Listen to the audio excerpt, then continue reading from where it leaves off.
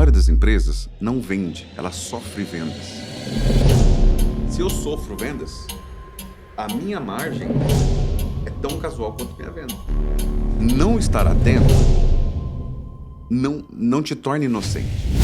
Então, o marketing muito eficiente, ele é muito desconfortável. Inovação, muitas vezes, é você abrir espaço para acomodar demandas do seu cliente que você insiste em negligenciar. Porque, inclusive, é prazeroso para quem gosta de inovar e você se vê em algum momento falando, eu esqueci de ganhar dinheiro. O mercado espera? Não espera ninguém.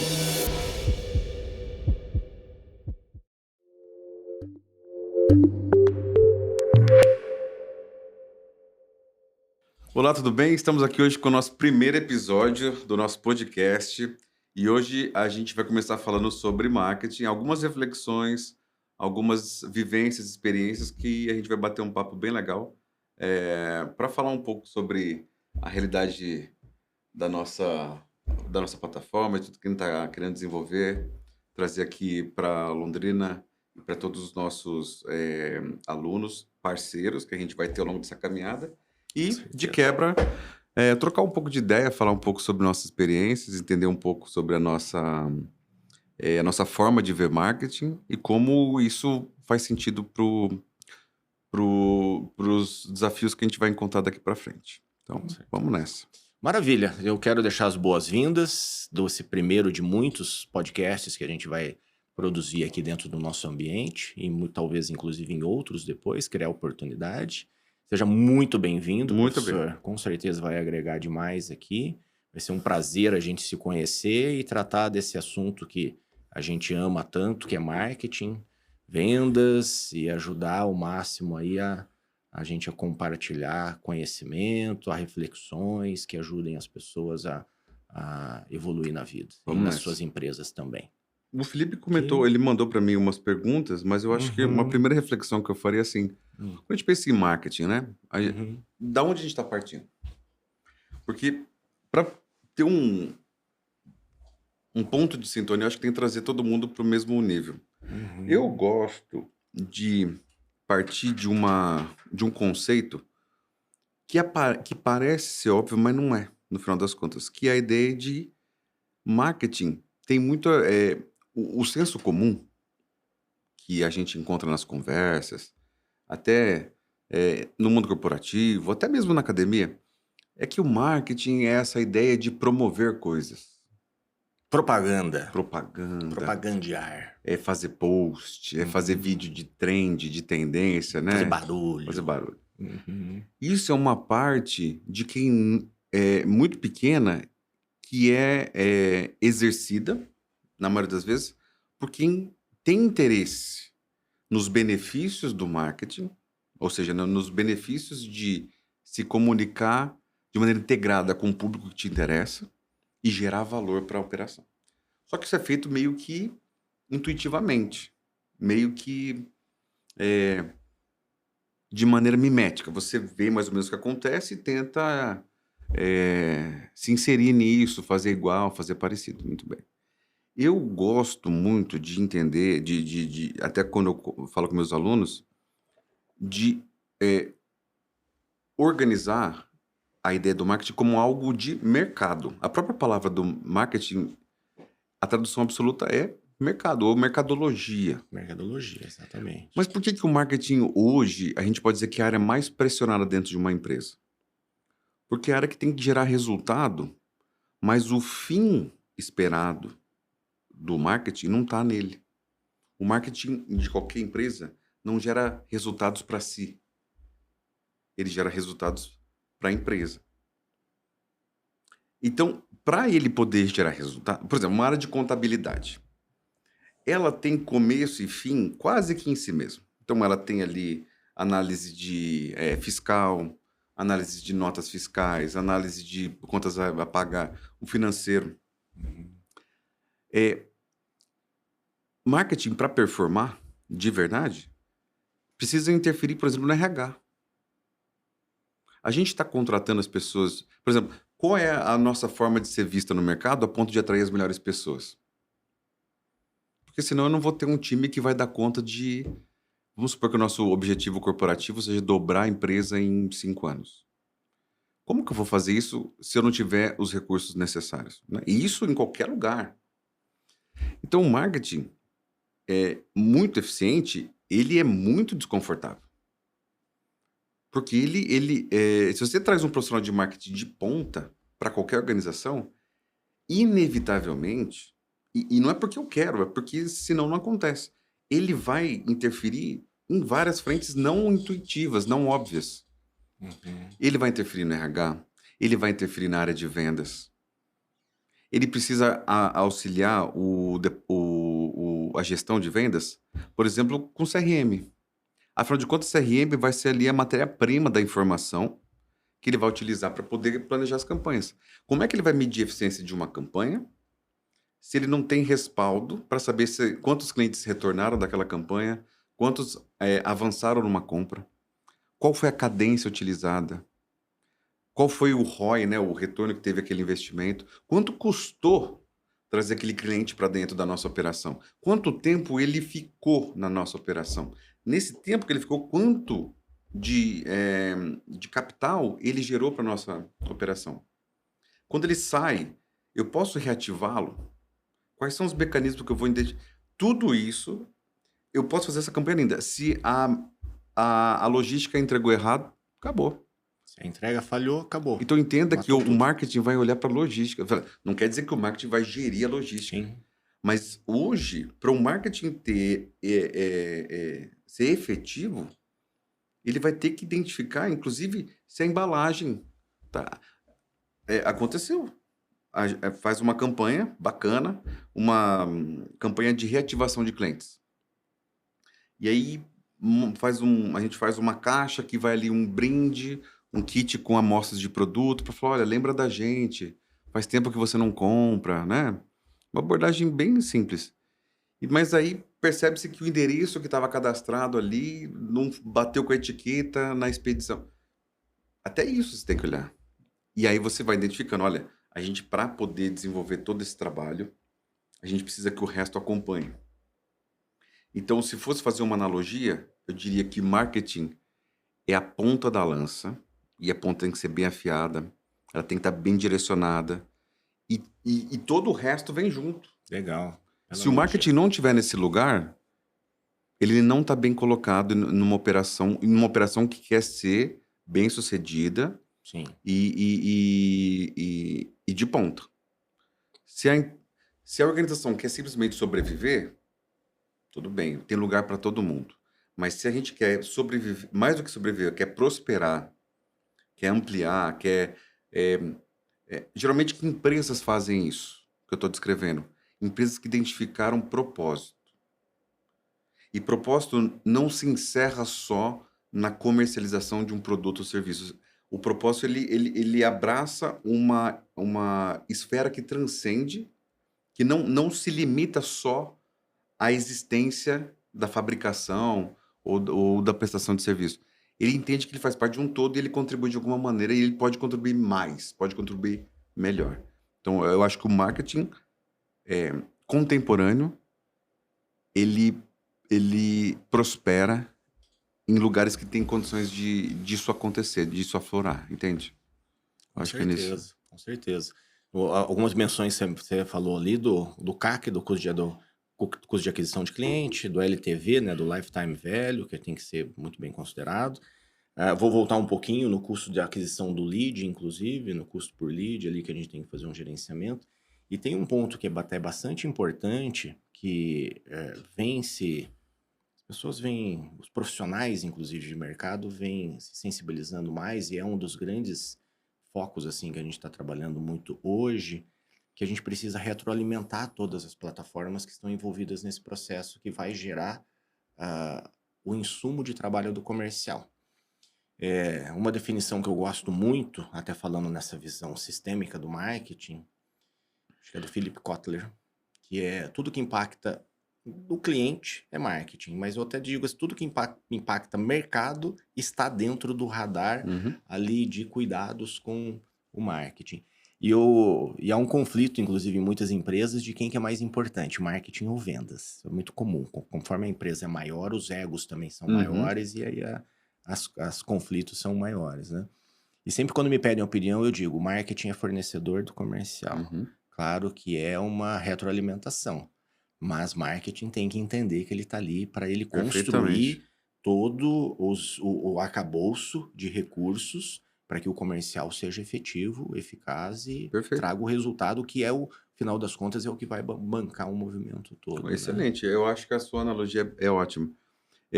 Hoje, eu acho que não há espaço, se há, deveria ser o menor possível entre esses dois departamentos. Deviam estar na mesma sala, inclusive. Sem dúvida. Por quê? Quando o vendas olha para a operação, primeiro que eu acho que a gente precisaria dar um passo para trás, que é... Você percebeu quando tem uma faculdade de vendas?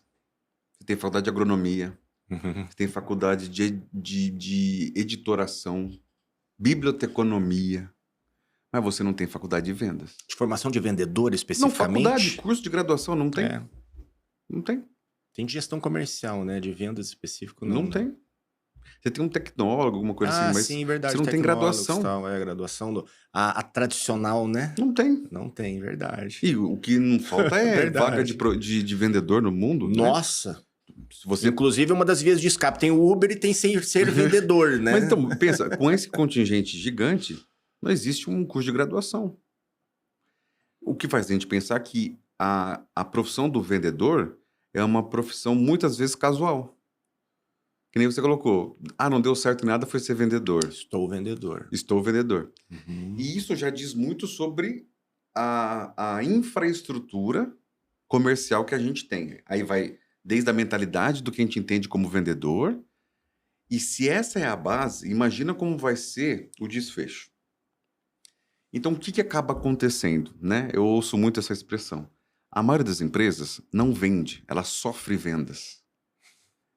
Alguém precisa muito de algo e por conveniência ou por comodidade, por confiança, por relação custo-benefício, consome algo que você comercializa, um produto ou um serviço.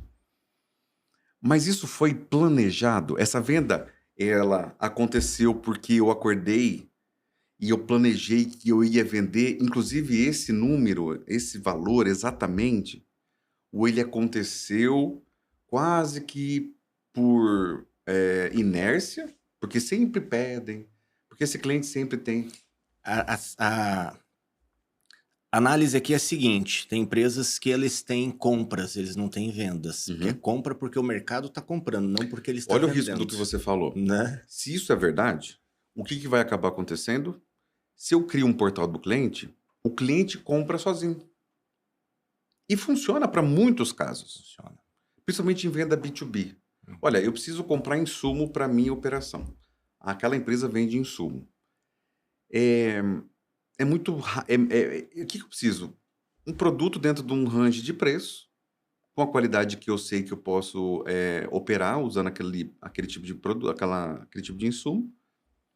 E eu vou comprar quem me oferecer primeiro, mais rápido, com menos burocracia. Assim, são camadas que a gente usa para escolher, inclusive quando a gente vai comprar coisas, né? Se você vai numa farmácia, você fala, pô, se não tiver no meu caminho para casa, a conveniência é muito importante. Eu não vou fazer o balão.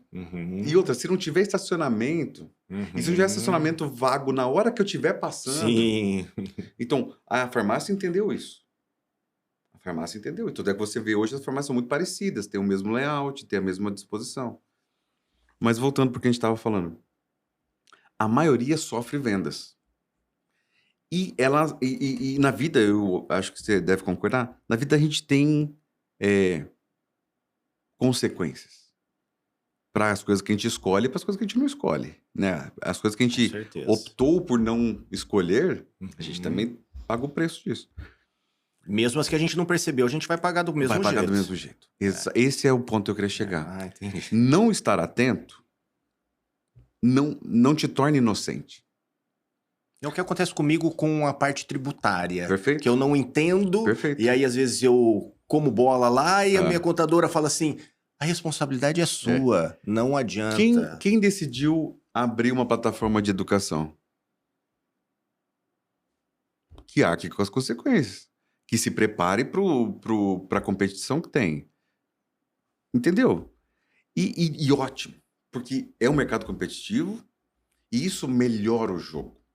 E eu sou um grande defensor de concorrência. Eu adoro concorrência, de verdade mesmo. Não tô falando isso. Eu chamo de colegas de trabalho. Não, eu chamo de colegas de mercado a eu concorrência. gosto. Eu não falo concorrência. Porque, primeiro, ele me ajuda a elevar a barra da qualidade. Então, é sempre muito bom olhar para a concorrência e falar assim, pô, que legal que esses caras fizeram. Eles melhoraram muito isso aqui. Eles tiveram uma sacada que a gente não teve. Agora a gente paga o preço de correr atrás deles. Correr atrás deles, exatamente. Eles ajudam a gente a se autopressionar quando a gente não quer. E a gente quase nunca quer. Você deve ter vivenciado isso. Você chega para uma reunião de conselho, uma reunião de board, e fala assim, olha, eu acho, analisando o mercado, a gente deveria fazer esse movimento. Custa tanto, o resultado esperado é tanto, e as consequências de a gente não fazer são tais. Muitas vezes, alguns tomadores de decisão pensam, vou pagar o preço, vou esperar para ver. E o que mais me chama a atenção nesse caso é quando alguém diz assim, mas a gente vai ser o primeiro a fazer isso? Quantas vezes eu já vi? Vamos nos arriscar mas a a ser os gente vai ser o primeiros. Eu falo, exatamente isso que vai garantir que a gente se destaque. E olha que legal, você como CEO, olha para o seu gestor de marketing e fica muito feliz. Fala assim, que bom que eu tenho essa pessoa na minha equipe que foi capaz de identificar uma oportunidade de mercado tamanha que nem eu percebi, nem meus concorrentes. Que é o que eu chamo de vanguarda. É o feeling Pode da ser, vanguarda. pode ser. Né? Se você vai começar primeiro... E aí, o que a gente... o mais comum é... Tanto é que inovação não é o mais comum. Inovação é o mais incomum. Você não vê todas as empresas inovando todos os dias. Você vê o contrário. Uhum. Até porque existe um risco muito grande, que eu já passei por isso, de você ficar inovando e você não consolida monetização com nada. Porque, inclusive, é prazeroso para quem gosta de inovar e você se vê em algum momento falando, eu esqueci de ganhar dinheiro. Isso é um risco bastante grande. Aí você aprende que você precisa sofisticar também o pipeline. Então você não só inova, não é uma pastelaria de inovação. Você inova com a ancoragem. Não só sofisticar, mas implementar. Porque é muito comum, aliás, quando a gente fala em pipeline, a gestão de funil de vendas, né, a condução marketing vendas, gestão de funil de vendas, ainda é um conhecimento ainda que a maioria não tem. E é um grande organizador ali, que se você tiver um funil de vendas saudável, que você está controlando a entrada e as etapas todas, a garantia de você ter um movimento, pelo menos de subsistência, é muito maior. Mas não quer dizer que não seja também uma das principais ferramentas que vai te levar aonde você quer. E essa falta de conhecimento causa dificuldades em várias empresas, inclusive com vários profissionais, porque estão fazendo muitas vezes comunicação, propaganda, não estão fazendo isso, que é uma raiz de marketing, que é muito associado com o comercial, não há controle algum, e aí a empresa sofre vendas, que eu já peguei a abordagem do sofre vendas. Então acaba acontecendo porque qualquer esforço que você fizer, ele vai impactar alguma coisa. Se ele é um impacto suficiente, a gente não sabe. Aqui me perguntam muito por onde eu começo. Eu falo assim, começa por onde você vai conseguir começar. Principalmente quando a gente está falando de pequenos empreendedores, autônomos, empresas também. Comece pelo que você tiver o recurso para você começar. A partir dele, a gente vai vendo aonde a gente vai evoluir enquanto a gente está sendo numa postura de apoio, de educativo, ensinar e acompanhar, né? Então, existem ali alguns fundamentos que precisam ser considerados e que a gente precisa manter para a máquina rodar, para a operação rodar, esses fundamentos para que você consiga inovar paralelamente ou sinergicamente, tá? Para você ou descobrir novas oportunidades se for paralelamente, ou sinergicamente para você evoluir aquilo que você já está fazendo, né? Quando você está em qualquer tipo de operação, boa parte das inovações, elas surgem como demanda de um cliente. Tecnologia é básico. Quando a gente pensa em inovação, fica parecendo que a gente tem que ter um laboratório filiado à NASA que pesquisa foguetes. Não. Inovar, muitas vezes, é acomodar demandas do cliente que você insiste em negligenciar. Eu vou falar de novo para Mas você. até vista grossa, às Vou vezes. falar de novo para você degustar. Inovação, muitas vezes, é você abrir espaço para acomodar demandas do seu cliente que você insiste em negligenciar. Entende? Sim. Na maioria das vezes, você não precisa fazer grandes transformações. Na maioria das vezes, você precisa entender de fato o mercado que você está inserido. Um dos grandes problemas do profissional de marketing é que ele ainda é um generalista pouco, pouco interessado em profundidade. E tem dificuldade de ouvir o cliente também, tá? Como ele é generalista, ele entende que ele domina algumas aptidões que dão uma falsa sensação de que ele pode transitar por qualquer mercado, minimamente. E esse minimamente, na maioria das vezes, é o suficiente. Na maioria das vezes, ele é suficiente para um resultado mínimo. Na maioria das vezes é suficiente para ele, não para a instituição que ele está.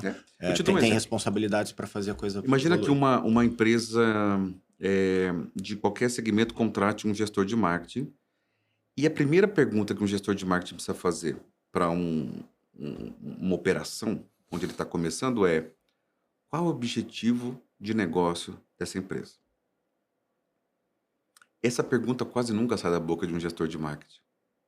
Esse gestor de marketing quase sempre, o generalista, quase sempre, ele olha para os resultados do passado. Então ele vê, olha, a gente performou, como você colocou, gestão de tráfego, acesso do site, base de cliente e tal.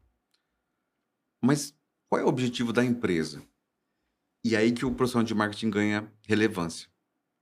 Na grande maioria das empresas médias, ainda não houve chance, não houve maturidade nas empresas médias, não houve maturidade para ter um quadro de gestão e liderança maduro o suficiente para ter decisões conscientes de tomada de decisão futura.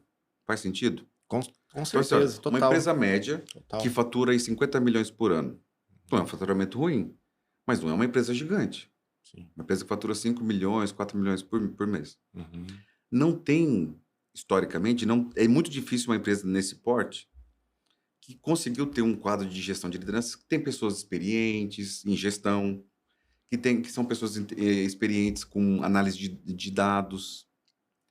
Então, muito provavelmente, essas pessoas estão preocupadas em sobreviver, que é o que eu coloco como uma operação mínima para o marketing. O marketing, nesse caso, vai quase sempre encontrar profissionais que vão dar conta de estabelecer o mínimo.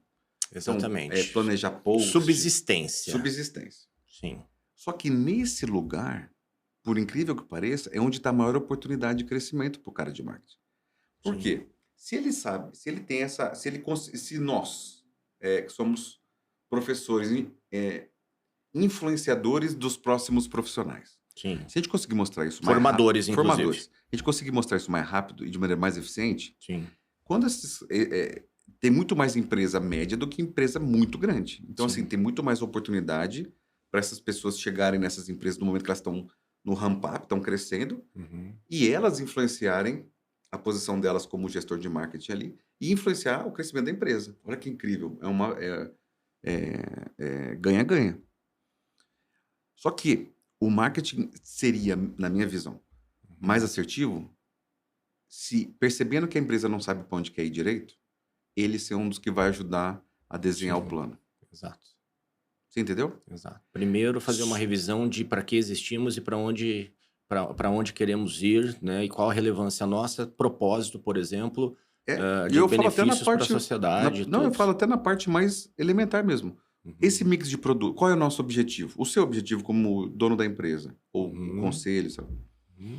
Olha, a gente gostaria muito de dobrar, ou a gente vê potencial para atingirmos esse faturamento.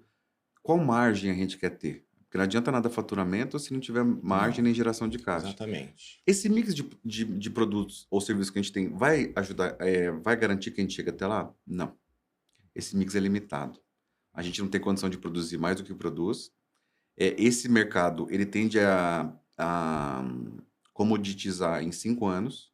Então, assim, a margem que a gente tem hoje, a gente não vai conseguir cobrar daqui, então o faturamento cai. Isso é o Uhum, marketing.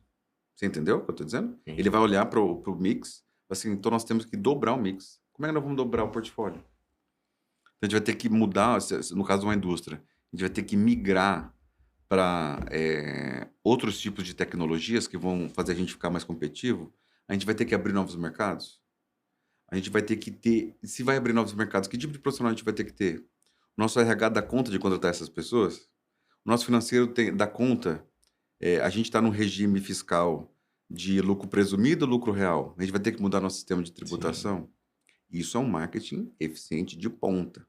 Ele olha para mercado. sim. Os clientes que hoje nós atendemos, eles vão eles vão ser suficientes para a gente chegar nesse objetivo. A gente vai ter que ter outro tipo de cliente, com outro tipo de ticket médio. Como que a gente aumenta ticket médio numa operação como essa?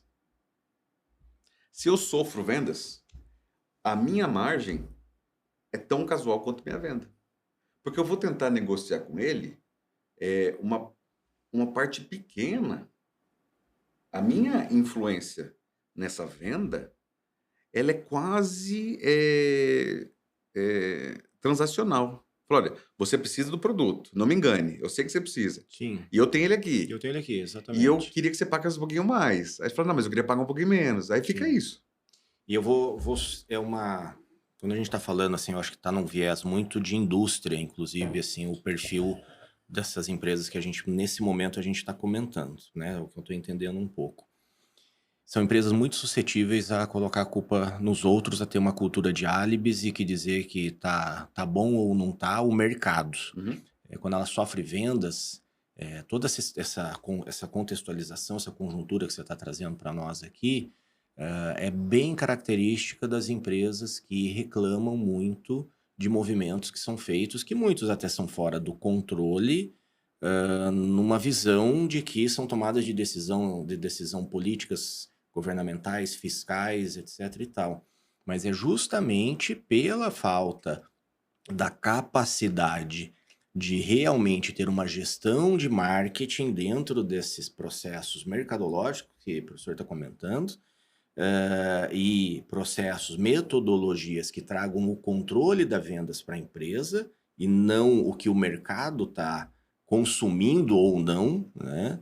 Porque fala da crise, crise, vai ter um pouquinho de recessão. Aí os players, os compradores, eles automaticamente ficam com o radar ligado ali vendo as notícias, né? Opa, pera lá, da próxima vez que eu for comprar lá, eu já vou falar que o mercado já está retraído, já não está comprando, Uhum. ele precisa fazer um menor preço. Aí, eu já atendi muitas indústrias pequenas, mas já atendi muitas, de confecção principalmente, Apucarana, a indústria do boné e tal, né? E infelizmente a gente vê daí um grande esforço para manter a máquina rodando. Uhum. E quando você entra no nível de manter a máquina rodando, a probabilidade de morrer é muito alta. Uhum. Porque aí você já não administra mais para ter margem para você ter Uhum. rentabilidade. Aí você administra para sobrevivência, né? Uhum. Então, tenho certeza que também a sua vivência já viu muito disso. Então, no fim das contas, o que a gente justamente está falando é da falta da capacidade de controle, a capacidade de ter o conhecimento, inclusive, desses da análise SWOT, das ameaças, das oportunidades, da capacidade de Ótimo entender ponto. pontos fracos, Ótimo ponto. entender o que são realmente seus pontos fortes para tomar essas decisões todas de planejamento, né? Essa capacidade de você fazer primeiro a parte analítica da realidade com competência, porque falta o conhecimento fundamental, o que é o que nós estamos tratando aqui do conceito do marketing, da raiz dele, que ele vai primeiro sustentar decisões. Não é a propaganda que Exato. todo mundo, assim, a maioria É das começar pessoas... pelo fim. que é começar pelo fim, que ela é uma parte importante, a comunicação é extremamente importante, que depois que você toma essas decisões todas, você ainda tem que comunicar tudo isso com a máxima eficiência e você vai ter que experimentar muito no mundo atual até você atingir alguns, que eu chamo de carro, até anúncios carros-chefe. Uhum. Que acontece? Chega uma hora que a gente encontra uns, não elimina a necessidade de diversidade, mas é tão gostoso quando a gente acha alguns carros-chefes. Mas eu não vou falar desse nível lá na frente que nós estamos falando da base, né? Então, concordo, assim, plenamente, e realmente tem uma grande dificuldade de talvez da falta de conhecimento, da parte teórica, da parte fundamental, para conseguir perceber situações que estão acontecendo na empresa que aí o empresário, Mas muitos tem que envolvidos ter. não têm a competência ainda, né? Tem que ter coragem. Tem que ter coragem. Marketing é uma profissão que não é para frouxo. Não, Eu não deixo é. isso bem claro. Se você é frouxo, não faça marketing. Não é para você. Você quer um Não. exemplo? Que isso impregna a cultura de uma organização. Te dou um exemplo bem simples. McDonald's gasta muito dinheiro para escolher a melhor localização. Sim. O pessoal de marketing teve uma sacada incrível. Falou assim, ótimo, deixa eles gastarem. A gente vê onde eles vão abrir e abre na frente. Sim. E gastamos zero com pesquisa de localização. Uhum. Recentemente a gente teve a crise da Nike do Vai Brasa. O Burger King foi lá e fez, brasa? A gente entende de brasa. Nosso hambúrguer é feito no fogo. E aqui na brasa. Então vai Brasil. Então, você acha que é fácil você levar isso para dentro de um board e falar assim, vamos provocar, vamos ser provocativo, vamos arrumar briga com a galera e vamos ser polêmico mesmo. Precisa de muita coragem, porque tem que bancar isso. Com certeza. O Burger King fez marketing para careca. Então, se você for numa determinada, se você fosse careca, você tinha desconto. Se você fosse advogado, eles entenderam a ideia de dar oportunidade e que isso dialoga com o propósito deles, que é... Eles podiam simplesmente vender hambúrguer, não podiam? Como Sim. tantos outros vendem. Tantas outras marcas vendem comida, vendem sanduíche, vendem hambúrguer. Tudo bem. Eles optaram, uma escolha consciente, deliberada, em se posicionar olhando oportunidades e capitalizando em cima delas. É muito difícil fazer isso, mas extremamente arriscado. A chance de dar errado é muito grande. Sem dúvida. Porque você pode parecer oportunista, pode ser que não pegue tão bem, você vai ter muito pouco tempo para planejar as palavras certinhas para não dar uma dupla interpretação, ou isso virar, de repente, um processo legal mais lá para frente. Então, assim, você tem que ser muito bom, muito rápido, e isso tem vida curta.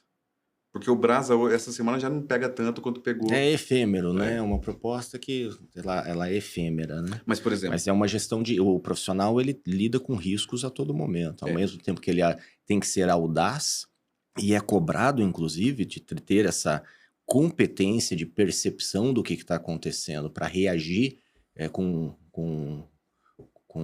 audácia ali para as coisas, ao mesmo tempo corre um risco sempre porque a ideia acaba sendo sua. Por isso que você mencionou, não é para fracos, não é para poucos, porque é desafiador. O seu cliente quer comprar de você. Só que ele quer comprar de você e ele pode comprar de vários outros. Serviço, produto, qualquer coisa.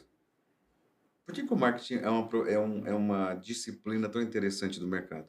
Porque o marketing entendeu muito rapidamente que o cliente quer comprar de você e quer sentir que tá fazendo um baita negócio. Você entendeu? Levando uma grande vantagem. Ele quer sentir muito bem. Ou ele quer sentir que ele está tendo alguma vantagem comercial, financeira. Ele quer sentir que ele está tendo uma vantagem emocional, afetiva. Fala, poxa, eu tô comprando e de quebra tô levando uma gargalhada porque eu achei uma sacada genial isso aqui. Eu quero comprar, eu quero sentir que eu tô fazendo parte de algo sustentável. Eu quero comprar e de quebra, entendeu? É perceber que o valor... Por que a gente tem marcas? Não sei se você já discutiu isso. Porque a marca é um ativo intangível. Um produto como esse aqui, ele tem limitações físicas. Essa garrafa de água tem só esse volume, só essa quantidade de água, tudo, ela se encerra aqui. A marca não tem limite. Então a marca é um elemento imaterial, extremamente sofisticado, que eu posso anexar propósito, eu posso anexar inspirações que transcendem a limitação física de qualquer produto. Então, a marca é um elemento interessante para nós do marketing, porque ela transpassa a limitação do produto. Então, com a marca eu posso fazer um monte de eu posso contar história. Sim. Eu posso... Enquanto que a água é só água. E o mundo da moda usa isso muito bem, né? Eu queria voltar numa parte, quando você mencionou sobre o McDonald's escolher o ponto, que tem até parece que é um case, parece que é uma coisa assim, não é uma invenção da história das máquinas da Coca e da Pepsi, que quando as máquinas estavam, a venda das máquinas, é uma história que eu não sei exatamente como é, o conceito é o seguinte, quando tava máquinas da Coca sozinha, tinha uma venda. E aí a gente tem esse conceito de que, se eu colocar uma máquina da Pepsi, vai dividir a venda. E não. Acabou que ambas venderam mais. Por exemplo, o dono do negócio, máquina de refrigerante, percebeu que ele ganha muito mais dinheiro se ele tiver da Coca e da Pepsi, né? E acontece muito isso. Inclusive, por exemplo, o McDonald's, ele não acha ruim que vai o Burger King, alguma coisa do lado, porque ele sabe que a opção vai ser... A farmácia está fazendo muito isso. A opção, quando você mencionou hoje sobre a questão da escolha de ir numa farmácia, onde você vai se arriscar mais? Onde só tem uma ou tem duas, três? Sim. E se o drive de um tá cheio, você fala, tudo bem, vai, eu vou no segundo. Vou no outro, exato. Então cria um ecossistema de valor ali para aquele serviço, né? Para aquelas soluções. Posso te dar um caso aí? São colegas de mercado, não concorrentes. Eles podem, inclusive, ser complementares sem em dúvida. estratégia. Eu vou te contar um case pessoal que eu tenho muito orgulho, foi uma coisa muito legal. Na época que eu trabalhava com M&M's, a gente tinha um grande desafio. E foi muito legal ter participado disso. Que era... M&M's é uma marca muito nichada dentro do universo de chocolates. A marca, historicamente, se posicionou... É uma marca americana, que tem esse aspecto de americano. Quando você pensa em M&M's, o próprio nome... Não lembra nada muito brasileiro, né? Tipo choquito, uma coisa mais comum do dia a dia. Então, havia um grande desafio. Dia dos Namorados. Como vender mais M&M's em Dia dos Namorados? Por quê? Bom, historicamente, no Dia dos Namorados aumenta a venda de chocolate. É um presente que qualquer namorada gosta de ganhar. Por que não? Namorado também só não diz, porque daí não soa muito bem, mas adora também. Mas por que não... Porque M&M's não estaria inserido no rol de opções de presente? Por que quando se pensa em chocolate, você pensa numa marca para Dia dos Namorados? Mas não pensa em M&M's. Então a gente ficava, mas é verdade, né? Como é que a gente... Sim. Numa data que vende tanto chocolate, a gente não entra, né? Como é que a gente faz para resolver isso? E a gente quebrando a cabeça e tal. E qual que era o budget? 0. Como sempre. E a gente, o normal. A gente quebrando a cabeça. Como é que a gente vai fazer para vender, aumentar vendas? E a gente teve uma sacada. A gente criou... nos Estados Unidos tinha... Na época, no Brasil, inclusive, o Twitter estava começando a ficar muito forte. E nos Estados Unidos, eles tinham... M&M's tinha personagens para cada... Que são as cores. Então, você tinha o vermelho, o amarelo, o azul, o verde. E cada um tem uma personalidade. Tanto é que eles são muito utilizados nas propagandas, nos filmes publicitários, né? O vermelho é o mais ranzinza, o amarelo é meio bobão, o azul é meio galã. E a verde era a única menina do grupo. E nos Estados Unidos, cada um tinha uma conta no Twitter e conversava com os clientes. E a verde era Miss Green. Ela dava dicas de relacionamento. E tipo assim, vamos trazer isso pro Brasil. Vamos ter uma Miss Green dando dicas. E na época tinha... Não sei se você vai lembrar, MTV, tinha Penélope dando dicas de relacionamento. Sim. Então a gente aproveitou essa hype E trouxemos a Miss Green pro Brasil. Anos 2000? Foi 2010, 10, 11. Uhum. Muito bem. A gente lançou um mito. Que existia um mito, a gente criou isso, que existia um mito de que o M&M's verde era afrodisíaco. Bem provocativo. Isso. E a gente falou assim, e por acaso, a Miss Green era a nossa personagem de Twitter aqui no Brasil. E falava com as pessoas. E a gente começou a fazer kits de M&M's verdes e mandar para as redações, para os jornalistas de relacionamento. A gente foi fazendo esse... A gente criou, inclusive, bolsas, tipo bolsas de academia, bolsas femininas, e a gente dava para celebridades que buscavam espaço com paparazzi, por exemplo. Tipo ex-BBB. Sim. Então a gente tinha ali um hall de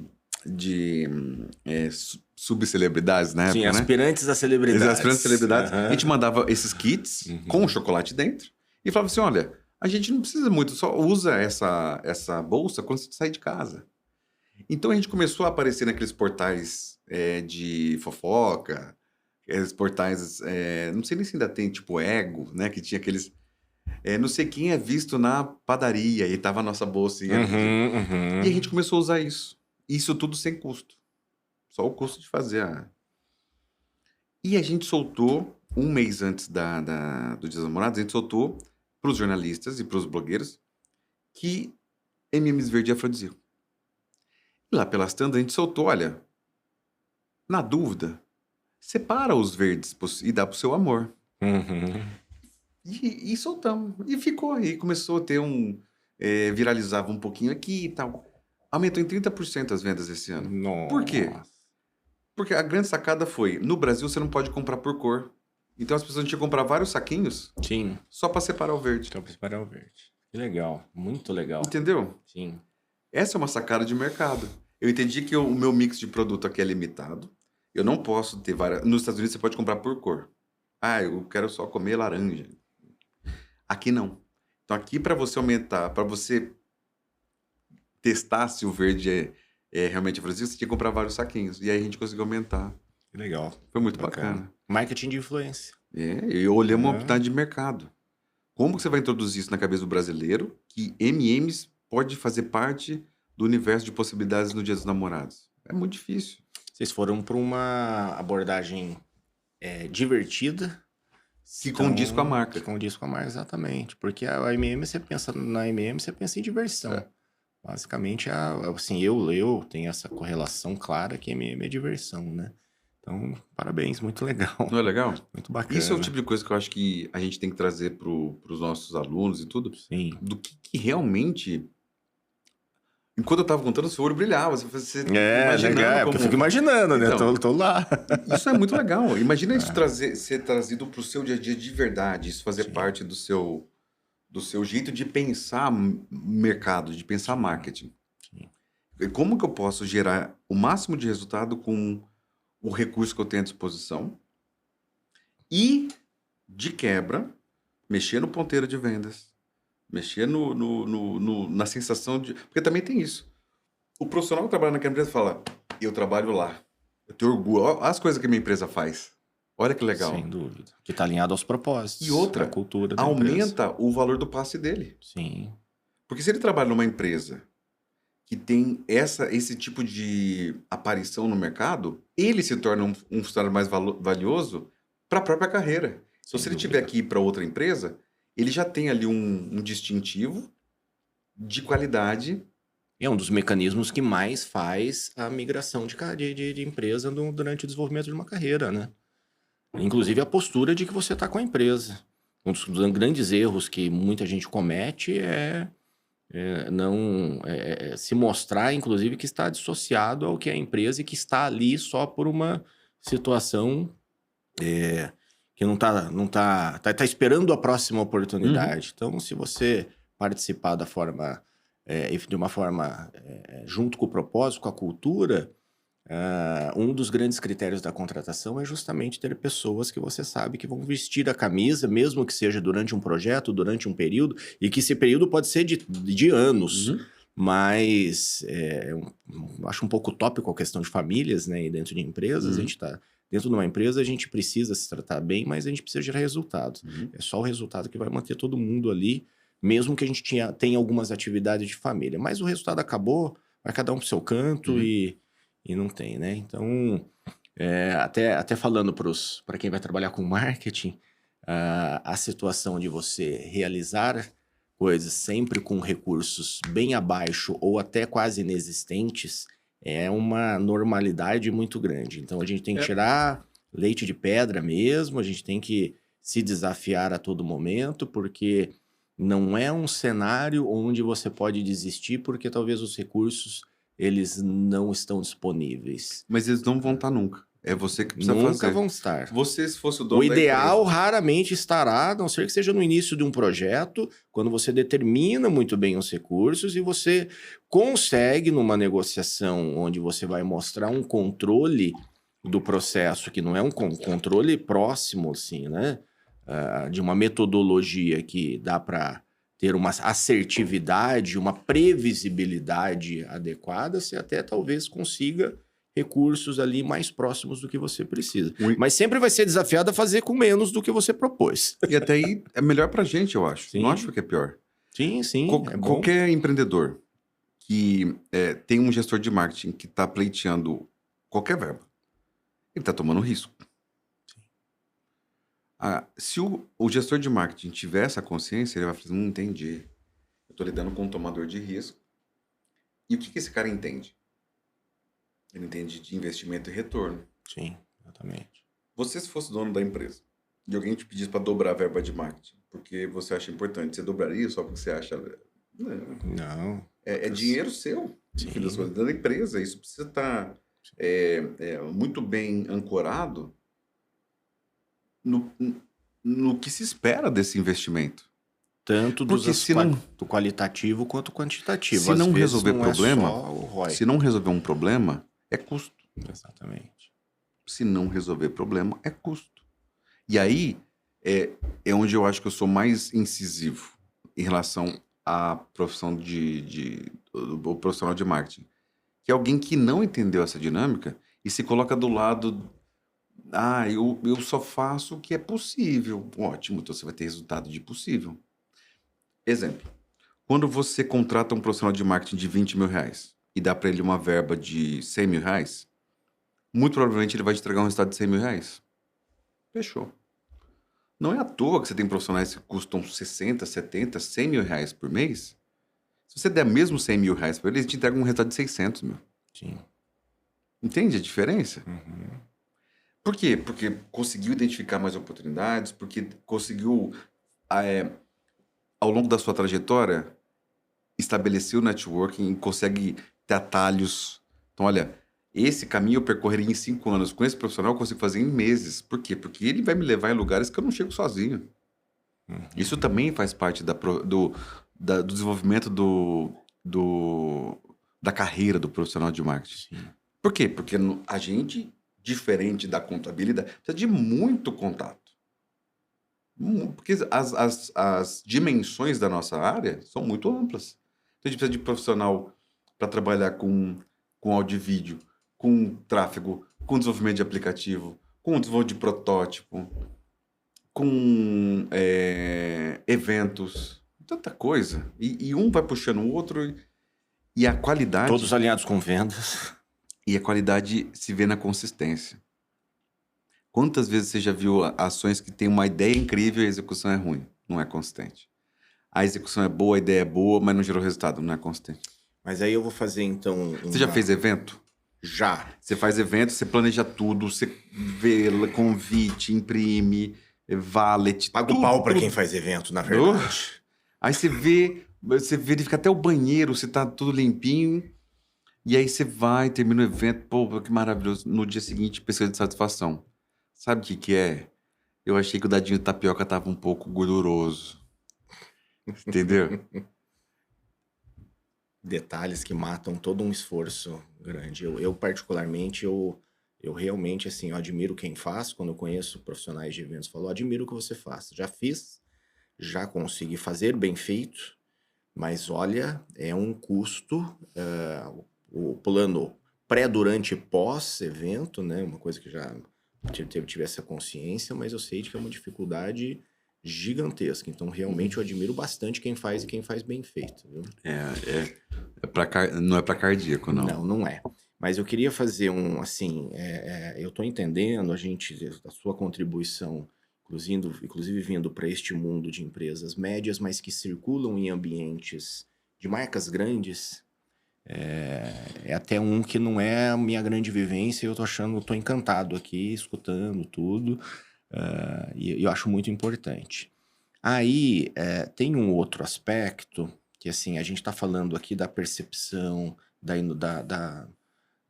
do aproveitamento de oportunidades, de ter muitas vezes até um talento, né? De adquirir através de conhecimento, mas desenvolver talentos ali para você se articular muito bem, né? Essa coisa do networking muito importante. E aí eu vou trazer um pouco a realidade das pequenas, não só das médias, né? E não vou falar, como a gente tratou das médias, eu sempre pergunto quando a gente está tratando de tamanhos de empresas, se nós estamos falando da média nacional ou da média regional. Porque a média regional é a pequena empresa nacional, né?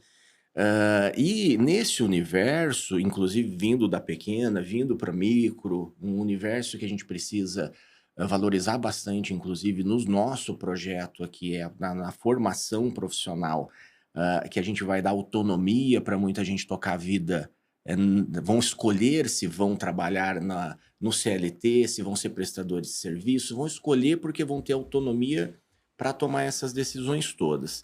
Agora, quando a gente vai reduzindo esse contexto que as empresas estão inseridas, obviamente que você vai lidando num mundo menor, né? E aí método é muito relevante.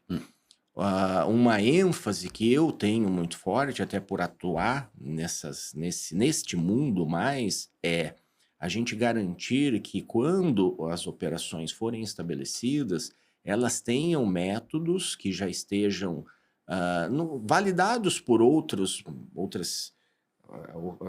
observação, benchmarking, por alguns testes que você fez, tal, para trazer uma certa segurança de otimização desse recurso e de minimização, inclusive, de insucessos, até porque quanto menor o tamanho da empresa, mais risco ela tem de tentar demais, né, de correr riscos maiores, tudo, para que a gente tenha, com certeza, o aspecto criativo, que eu acho que você está trazendo bastante o aspecto criativo, e a gente unir ao aspecto técnico, onde há procedimentos que vão ser estabelecidos para que aquilo seja implementado, tragam uma segurança mínima de que a gente vai ter controle sobre a situação.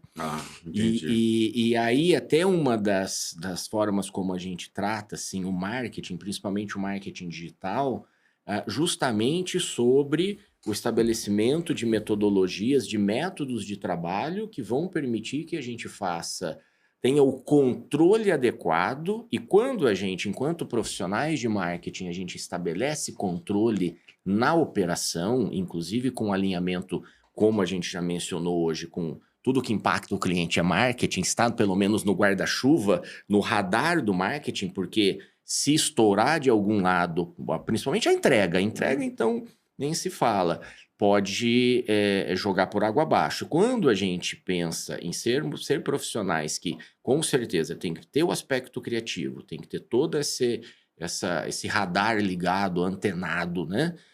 Mas também conecta com a parte, a gente vai implementar metodologias, métodos que nos vão trazer segurança, que nós vamos aplicar aquilo, nós vamos medir todos os processos relacionados àquela operação, é uma coisa também muito importante para a gente minimizar risco e, principalmente, uma coisa que eu bato muito na tecla, a gente permitir que gestores tenham o comando do que está acontecendo.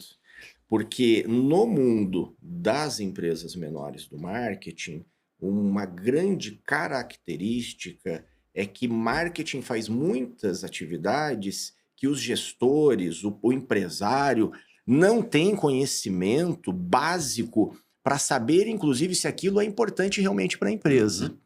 Então a gente tem que justamente avaliar que a gente tem que formar os profissionais que vão cuidar da operação, mas a gente tem que cuidar também para que quem está envolvido, não sei se o contador, mas talvez o gestor financeiro, uma hora tenha que sentar numa atividade da empresa e tem até porque ele é o fornecedor do recurso e ele vai estar um dos primeiros a esperar o retorno daquele recurso, Uhum. que ele precisa compreender como as coisas serão feitas, até para ter um lado de tomar uma decisão de risco muito mais segura, porque quando você estabelece método, você vai estabelecer parâmetros e você vai estabelecer indicadores de controle, né? Indicadores-chave de sucesso, métricas e tudo mais.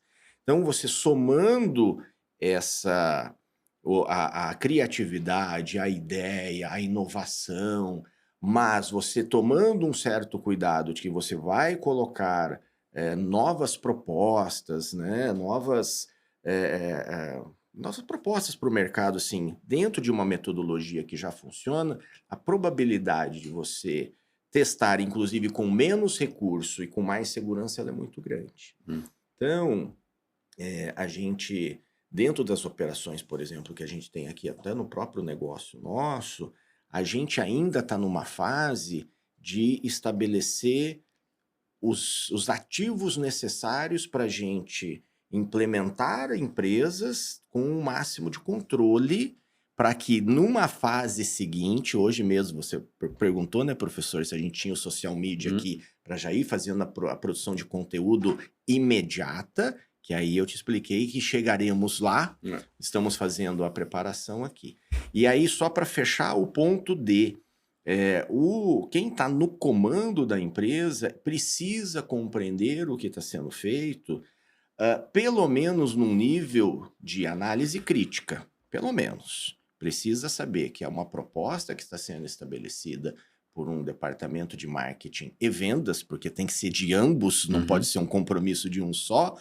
Ele tem que compreender o que eles estão propondo para implementar ali e a capacidade de acompanhar, porque o que ocorre muito é quase que até um jogo do tipo, então dessa vez eu vou aceitar. Mas dá a impressão que o dono, dá a impressão que ele quer que a pessoa, aquele trabalho não dê certo. Então ele já joga uma energia negativa já para o negócio. Então ele já não confia. Já não confia. Por quê? Mas isso é Falta de conhecimento. E eu acho que é responsabilidade dele. Também. Mas eu acho que o profissional tem mais responsabilidade nesse caso. Não, todos têm. Todos têm. Se é meu interesse que essa operação entenda a urgência do que eu estou propondo, eu vou me esforçar ao máximo para entender o que ativa isso em você. O que importa para você? É retorno? É resultado? E eu vou... Que é a mesma coisa que eu faço com meus clientes. O que importa para esse cara? Esse cara, ele está consumindo meu produto, meu serviço, ele está lá no interior. O que importa para ele? Porque, assim, esperar a boa vontade de qualquer pessoa para entender algo que eu quero explicar é um esforço que hoje em dia eu acho que não dá tempo. Então, por exemplo, você está colocando assim, empresas pequenas. Eu acho que para as empresas pequenas são as empresas mais fáceis de fazer marketing. Por quê? Lembra quando a gente falou há pouco que um dos melhores jeitos de inovar é acomodando a necessidade do cliente que a gente negligencia? Quem está mais próximo do cliente? O dono da Nestlé? Ou o dono do entende? Mercado local. Pois é. Então, a proximidade com o cliente é o que faz a grande diferença. Quando eu digo proximidade, é entender as demandas. Então, é muito mais fácil para ele, porque ele está mais próximo. Uma empresa pequena não vai ter um profissional de marketing sofisticado. Não, com certeza O dono da empresa não tem condições. Tudo isso que você listou agora, um profissional de ponta não consegue fazer na maioria das médias empresas. Por quê? Porque esse cara não vai ser barato. Olha a quantidade de soft skills que ele vai ter que adquirir, né? Para poder colocar tudo isso e convencer toda a operação de que isso é importante. Imagina convencer uma área de vendas de 30 pessoas, que tem 20 anos de casa, que é imprescindível que ela registre todas as vendas num sistema de CRM. E ali eu vou olhar e falar assim, mas por que essa ligação que você fez, você demorou 38 minutos? E por que você conversou de tudo isso e não fechou a venda? É muito difícil você fazer essa mudança cultural. Então, empresas pequenas não vão ter profissionais sofisticados no primeiro momento. Mas empresas pequenas vão ter muita proximidade e vão poder absorver nos times comerciais pequenas ações de marketing que vão acomodar essas demandas dos clientes. Então, você deu o exemplo do mercado local. Poxa, tem vendedor no mercado? Vendedor, tradicionalmente, não. Mas cada atendente é um ponto comercial ali. Nos mercados que você vai, principalmente os locais, alguém algum dia já falou assim, viu, a gente está com uma promoção aqui, você que compra pão todo dia, hoje se você levar o leite, nunca aconteceu isso comigo. Não. Eu faço compras, eu mudei recentemente para Londrina, e eu tô gostando muito da experiência de morar aqui. E a primeira vez que eu fui no mercado, aqui, eu tinha acabado de fazer a mudança, estava cansado, fui no mercado, não tinha nada na geladeira. E eu fui num mercadinho muito pequenininho perto da minha casa, né? E eu fui, estava cansado, assim. E eu lembro que eu fui na parte de carnes, assim, peguei um pouco de carne. Tava até meio distraído, de cansado, e a atendente falou assim: olha, muito obrigado por ter comprado aqui, Deus te abençoe, uma ótima semana. E eu tinha acabado de chegar de São Paulo, tipo, há horas. Aí eu olhei e falei Nossa, assim: nossa, isso moça, existe aqui? dá um abraço. Dá um abraço. Precisando. Assim, isso nunca aconteceu. E eu já fiz muita compra. Sim. Ali ela não fez nenhuma iniciativa comercial, mas ela até intuitivamente, eu acho que nem o mercado instruiu ela a fazer Não, aquilo, eu não, acho que acho ela que é é dela, dela. da pessoa dela. É, sim, sim. Um outro mercado que eu comecei a usar, que eu acho que é meio até comum hoje. Quando você vai pagar, passou no checkout, e eles perguntam, você não pode pagar essa no Pix para me ajudar? O que ele ganha com isso? Ele ganha a taxa de administração do cartão. Sim, E o que eles sacaram? Perguntar não custa. sim. Então, se eles oferecerem para 100 pessoas que vão passar ali, se 10, Pode até falar simplesmente, pode ser no Pix? que é só uma pergunta. Nem precisa nem justificar. Ele só mudou um pouquinho o drive. Só uma perguntinha. Uhum, Você pode uhum. fazer? Aí eu falei, posso. Uhum. Ou não posso. Ou tô com pressa, não quero usar o celular aqui. Mas perceba que é um detalhe. O mercado entendeu a dinâmica do cliente ali. Mas o peso no mercado já não percebeu que aquelas pessoas... Quantas vezes o cliente passa ali por semana? Nossa, muita gente. Mas quantas? O mesmo cliente volta quantas vezes por semana? O que ele compra? Eu não posso fazer uma trilha individualizada? Falar assim, ó, você compra, sei lá, pão 3 vezes por semana. Eu não posso te vender uma assinatura de pão? Você já compra 3 vezes por semana. Eu te entrego na sua casa. Você não precisa vir aqui pegar. Pô, Previsibilidade. e o que eu posso Controle fazer? de previsibilidade. Eu posso ter previsibilidade no meu estoque, previsibilidade no tempo de vida de gôndola. Eu posso vender esses dados para empresas que querem fazer ação de trade marketing no meu mercado. É o que as farmácias fazem. Quando você coloca o seu CPF lá, ela pega os dados do seu consumo de medicamento e vende para operações de seguro, para empresas de... Ah, é por eles que a Porto Seguro tá me enchendo o saco no meu e-mail? Por quê? Porque ele sabe que Eu você sei que hoje isso aí consome muito medicamento do coração. Então, o seu seguro de saúde, lá o seu plano de saúde, Sim. ele é mais... O seu score já não... Ou então ele fala, não, esse cara aqui não compra produto não compra remédio, ele deve estar muito saudável, né? Então, ou ele compra mais, sei lá, de coisa de higiene. Então, perceba, o marketing efetivo, ele olha para tudo isso oficialmente. Mas você já percebeu a ineficácia dessas empresas em fazer as propostas baseadas realmente no nosso consumo? Porque é uma antagonia praticamente, né? Elas têm essa informação e a sensação, não sei se você tem a mesma, é que fazem tantas propostas burras para mim, porque eu recebo daí no spam, porque geralmente eu não solicitei, até tudo bem você fazer de vez em quando um esforço não solicitado, não permitido, porque se você for assertivo na proposta que você fizer, se ela for relevante para mim, eu vou te tratar totalmente diferente.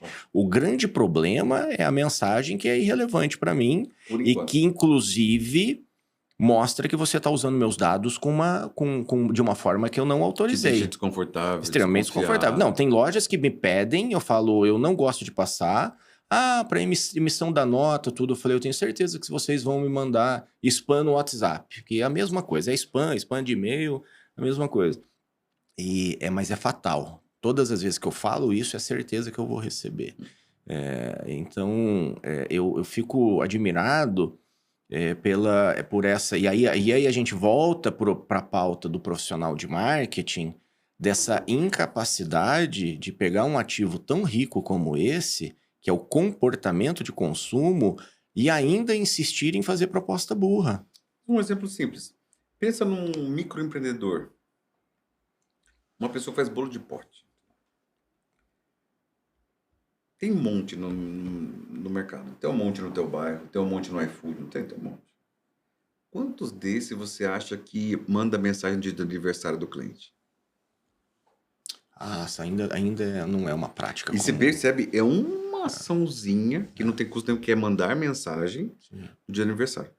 Você vai me dizer que a pessoa que vende bolo de pote, que tem ali, atende no máximo 100 clientes por dia, às vezes clientes recorrentes. Sim, ali o Pareto é o que faz a empresa. Você 20% percebe? dos clientes vão gerar 80% do resultado, não adianta. Uma ação muito simples como essa poderia gerar muito resultado e não demanda de uma estrutura de marketing extremamente sofisticada e complexa. Não. Por isso que quando você me trouxe isso antes, uma empresa pequena pode fazer marketing? Pode, muito bem, até muito melhor em alguns casos. Por quê? Porque não prescinde de muito. Pequenas ações geram resultados muito grandes. Só que a qualidade do nosso empreendedor, muitas vezes, são pessoas muito aguerridas, mas muito pouco atentas. Então, com plataformas como essa, com iniciativas como essa, a gente vai consolidando esse tipo de informação, vai trazendo luz para esse tipo de abordagem, de percepção, e essas pessoas vão sofisticando também esse olhar. O que eu acho que aí a gente precisa ser crítico o mercado espera? Não espera ninguém. Então, quem conseguir fazer isso melhor, com mais consistência e de maneira mais antecipada não quer dizer mais rápida, quer dizer, prever ações. Vou te dar um exemplo que aconteceu comigo essa semana. Essa semana eu vi uma notícia que o Mercado Livre está fazendo fulfillment. O que quer dizer isso? Que hoje, como é que funciona o sistema do Mercado Livre? Você tem revendedores que fazem muitas vezes dropshipping, ou seja, ele te vende esse microfone, mas ele não tem esse estoque, ele não comprou 100 unidades e está revendendo como era antigamente. Ele simplesmente é uma espécie de revendedor de uma empresa na China. Então ele finge que compra e vende para você pela plataforma do Mercado Livre e manda um pedido, sai lá na China e ele entrega na sua casa, né? Bem grosso modo. Uhum. O que o Mercado Livre está fazendo? Contrato direto com a fábrica. Aí você fala, tá, mas e daí? E daí que isso muda tudo. Porque o que o Mercado Livre vai passar a fazer? Eles construíram marca, distribuição.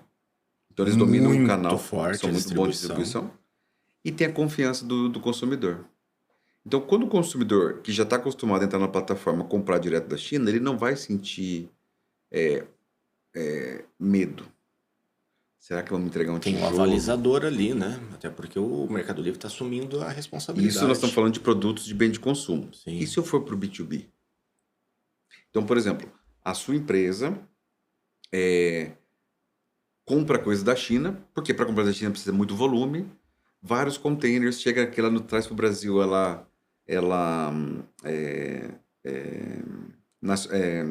paga os impostos, ela registra o produto, armazena ele, cataloga e distribui em quantidades menores para clientes que têm demandas menores. Beleza. Esse é o modelo padrão.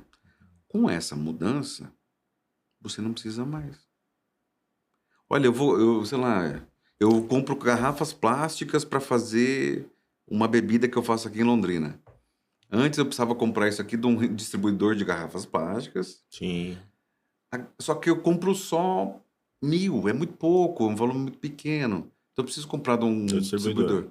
Com essa mudança, Não, vai comprar não. direto. Você pode comprar direto da China. O distribuidor que só revende não vai existir mais. Não é porque eu quero. Não, com certeza.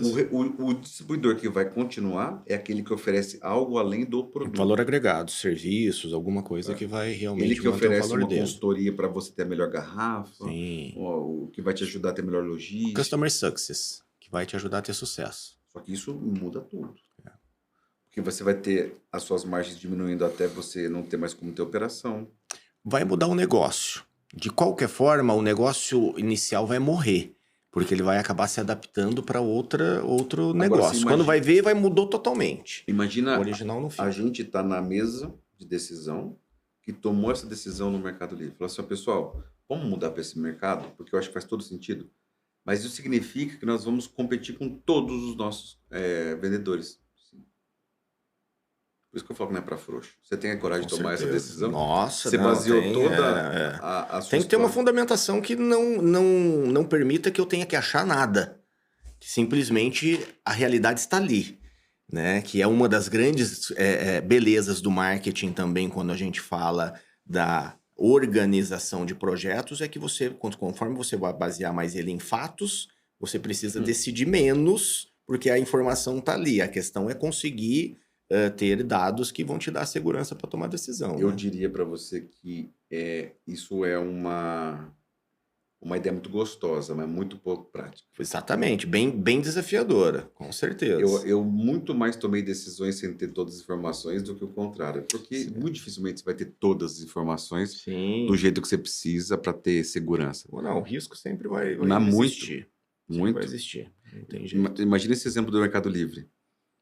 Você tomar essa decisão num momento em que todos os seus principais concorrentes que você não quer enfrentar vão se beneficiar no primeiro momento dessa sua movimentação. Você está fazendo um investimento de 57 bilhões de reais para poder operar uma ideia que você não sabe se vai dar certo. Nossa, tem que ter peito, hein? Eu acho que isso é gigante. É para onde o marketing, nesse sentido, o marketing é efetivo. Eu quero só fazer um comentário também, professor, assim, que até para a gente não estender talvez muito ali, não sei de tua disponibilidade, também o Thiago tem esses afazeres dele. A respeito da formação, eu fico pensando muito da gente proporcionar que cada pessoa, cada profissional, independente da sua atuação, da sua responsabilidade, tenha condições de assumir responsabilidades que vão além do que ele está imaginando, que seria até realmente dentro do cenário dele. Por isso que eu já tive, por atuar no mercado e gerir conflitos com empresários, com esses cabos de guerra que vão acontecendo, né? Infelizmente tem muita, inclusive, experiências ruins, a gente sempre vai conversar com gente que já teve experiências ruins. Eu tenho uma defesa muito grande de que há necessidade de que busquem mais conhecimento. Por mais que tenha, assim, essa concepção de que ele precisa receber propostas e ele precisa receber de uma forma que ele consiga tomar uma decisão, eu ainda entendo, num cenário nacional de muitas empresas que não se colocam no mercado a ponto de dizer eu consegui vencer a fase de chegar no mercado, e também a própria fase de depois você passar, que me parece que são 4 anos ainda, você está no risco de ainda morrer, né? A consolidação de uma empresa a partir de 4 anos, se não me engano, uma média assim, então é longo. E empresas que estão morrendo, que tinha já uma sustentação razoável, mas que talvez estivessem sofrendo vendas, dessa responsabilidade da gente estimular e proporcionar meios da gente traga mais conhecimento, absorva mais conhecimento, entenda mais as coisas, porque inclusive você não pode ficar dependendo só de você ter a oportunidade, seja do prestador de serviço, ou como você mesmo mencionou, professor, você não vai ter o marketing, o profissional de marketing altamente sofisticado, porque não é a capacidade da sua empresa de tê-lo, de você ter um certo viés ali de ser um pouquinho desse profissional de marketing que você não tem a competência de adquirir.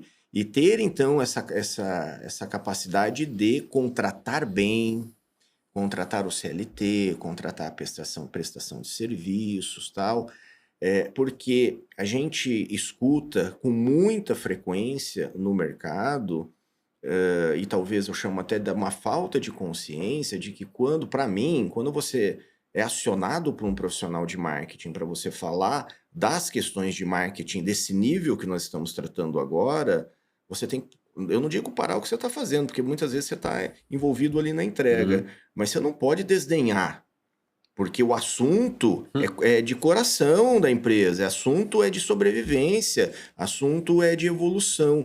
E a falta dessa consciência geram conflitos que eu chamo de conflitos burros dentro das empresas. Porque vira um cabo de guerra onde quem sai prejudicada é a instituição pessoa jurídica.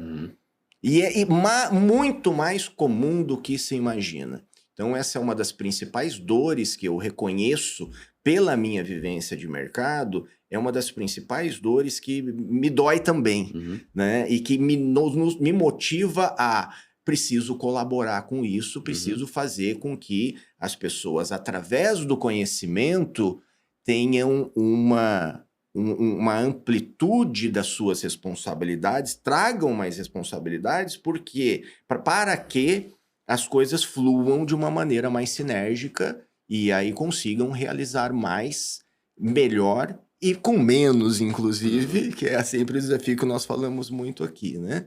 Então, essa visão de todos os níveis, é a visão de que quem vai fazer uma operação, o estagiário que chega na empresa, obviamente a empresa tem que estar num nível de estágio não dependendo de um talento criativo ainda, não está na formação do profissional, não ocorreu para tal. Você vai ter a sorte de ter um hiper talentoso, mas você vai depender da sorte. Aí né? você vai sofrer sorte. Você vai sofrer sorte, legal. E aí você ter metodologias que permitam que ele seja tarefeiro e que ele vai fazer atividades muito importantes, que vai subindo o nível para que as pessoas tenham, inclusive, tempo para pensar. Quando a gente trabalha, inclusive, no urgência, uma das grandes dores que a gente tem é justamente a gente não ter tempo para pensar. Porque você está envolvido na sua subsistência, você tem que assumir compromissos que te sugam o tempo e a energia. Aí depois você sabe que você está num mundo que você precisa tentar pelo menos ficar ligado no que vai acontecer, da vanguarda e tal. Mas você se vê muitas vezes preso, inclusive correndo atrás do próprio rabo ali, e geralmente porque você está sozinho. Acho que um dos grandes vislumbres que a gente tem quando a gente sai do trabalhar sozinho para trabalhar em equipe é essa: nossa, agora as coisas não dependem mais só de mim. Só que aí você vai viver mais um desafio, que é encaixar as peças. Onde que eu vou estar nesse tabuleiro aqui, dentro das minhas capacidades, que eu vou ter uma relevância e tudo mais. Muitas vezes você vai pegar desafios, inclusive, que você não está capacitado ainda. E aí, às vezes, você vai trabalhar com pares que não têm o nivelamento necessário para você desenvolver o teu trabalho. O profissional, muitas vezes, até a empresa tem a capacidade de contratar o profissional de 100 mil, só que não tem como encaixar o profissional, porque a empresa não está preparada para isso, né? E aí é onde eu vou na formação, onde a gente tem uma responsabilidade de, pelo menos, proporcionar um pouco desse jogo, porque ele é muito vasto, né? Onde a gente vai ajudando esses players aí, essas pessoas que estão envolvidas, a participar de uma forma tanto no mais responsável no aspecto de saber o que está fazendo, quanto de comprometimento, de responsabilidade e de comprometimento, que é: estou sabendo o que estou fazendo, estou antenado com o propósito da empresa, estou compromissado a atingir os resultados que estão sendo almejados, né? Então, na parte de formação profissional, é isso que eu tenho na minha veia, que é desenvolver profissionais de excelência. Lógico que excelência é uma palavra delicadíssima, mas que pelo menos nas metodologias e em processos, inclusive eu vou no criativo, a gente esteja colaborando para oferecer os recursos que, se essa pessoa quiser, ela pode ser excelente no que ela faz. Né? Nosso papel não é fazer por elas, é proporcionar os recursos que elas possam fazer. Então, foi muito legal hoje os assuntos, as pautas que você trouxe, professor, porque são desafios que a gente tem no mercado, oportunidades que a gente tem no mercado, mas todas elas mostram que você tem que ter preparado. Se você não estiver preparado, você não vai ter a capacidade de perceber tudo isso e muito menos de participar desses ambientes que te proporcionam essa participação mesmo dos projetos e tudo mais, né? Então, é muito importante, um marketing, é inerente a aprender todo santo dia, é o que muitas pessoas são apaixonadas por isso, porque você nunca vai ter um dia igual ao outro. Isso é uma das grandes belezas, né? Pelo menos você está se desafiando a fazer a coisa bem feita. Por isso que a gente ama, né, professor? Tenho certeza que também é o que te dá tesão, porque eu falo que a gente tem que ter tesão no que a gente faz, né? E é isso, assim, a gente precisa realmente, agora dentro do nosso projeto, vou reforçar boas-vindas, eu vou conduzir um pouco para um final, para essa questão do horário e tal, tá? Para respeito aí da tudo, mas eu acho que a gente tem, às vezes, não falando para o mercado agora, tá? Falando entre nós, eu acho que a gente tem toda uma perspectiva da gente se somar muito. Ficou muito claro que eu tenho um mundo do pequeno ali, tudo, que é o meu ambiente, eu não vou dizer de controle, mas assim, é um ambiente de domínio. Uhum.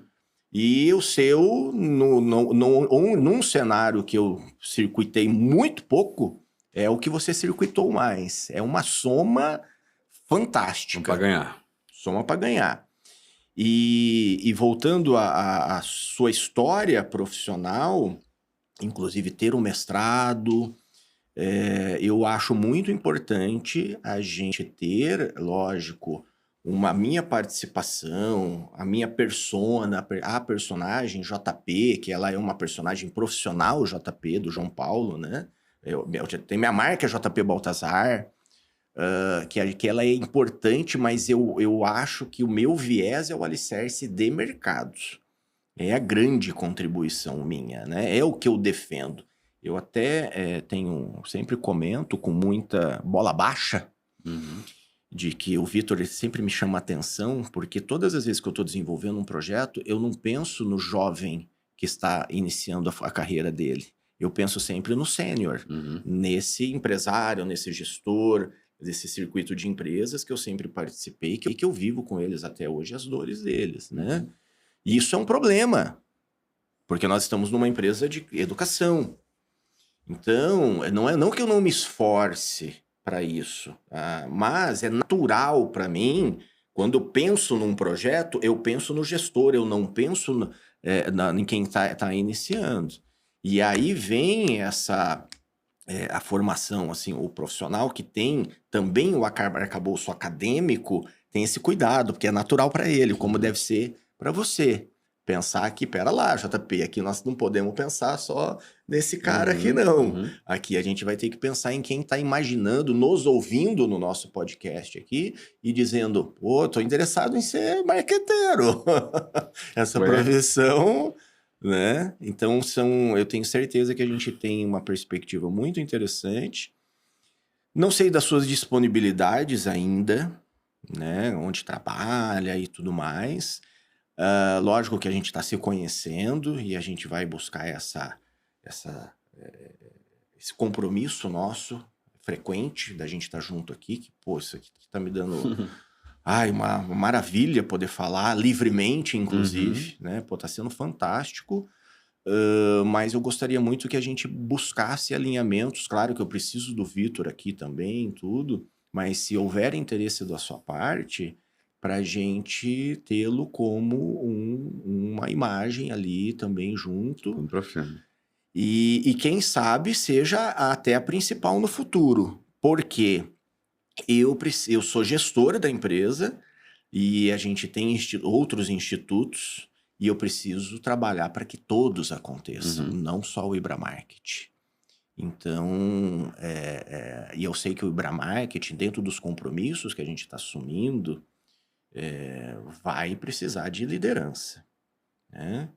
E acho que você, o seu perfil, a sua história, a sua formação, que é um mestre, tem tudo para a gente poder contar contigo e termos uma longa vida juntos aí, profissional. Viu, Conta pessoal? comigo.